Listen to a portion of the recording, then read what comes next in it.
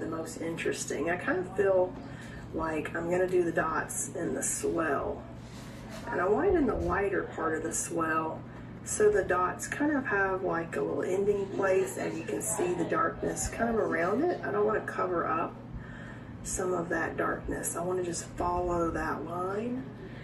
That's my own personal preference. You can decide, you know, when you're doing yours, how you want to follow the color or not follow the color. You gotta be careful when you're doing lots of dots or something repetitive, especially like on some of these that are super repetitive. My hands get tired and my marks get really sloppy. So especially with dots, you know, if you're doing a dot, you gotta be careful to go straight up and down. Sometimes I have a tendency to want to come in from the side, and then the dots are more like lines. They're These not are some nice, pens clean that dots. I got. So just forget where I got them from, but these are really cool. They're different colors, different shades, holding it and dotting down, and they're really fun to play with. Lazy dots don't look crisp and clean and like a dot. It looks more like a lazy line. That really kind of ruins your pattern. Look at that. Little swash of dots in there. I love that. We could also come in here and maybe I'll do that with a color though. Let's come in here with some blue. What blue do I want? This is bright blue. All right, let's just do it. Kind of like the little daisy flowery kind of look here on that other piece that we just did where we did a circle and some lines out. I'm gonna go ahead and give this one a big flower. Ooh, that's pretty, look at that. Maybe a little dot at the end of that flower. Like maybe that's the stamens and it's splatted onto the rock. And then we could come back to and just go ahead and give some pretty dashes out to the rest of this. And I call it dashes because it's longer than a dot.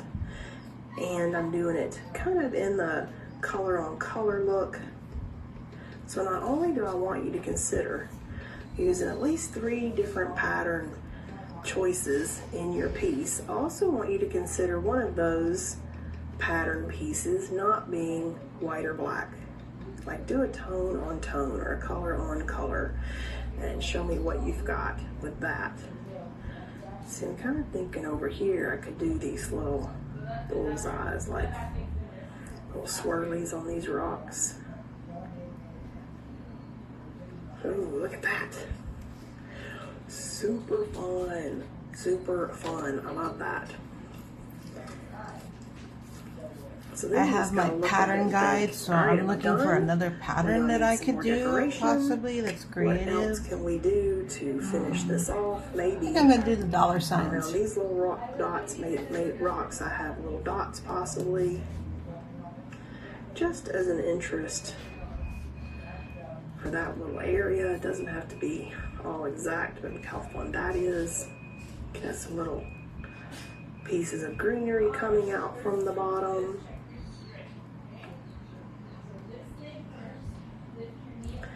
Like something's growing out from underneath it. That would be fun. I do like these little rocks here that we have kind of on the side, so maybe I'll give them some little decoration. Look at that. Super fun. Little extra details and decoration. Love that one.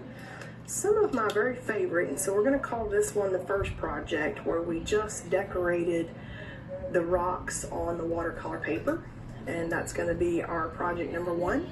But because we had so many that we did, and I want you to do just as many as I did, a whole little pile, take several pieces of paper and cut them up into these yummy little piles, I want to do the second project using our leftover pieces here.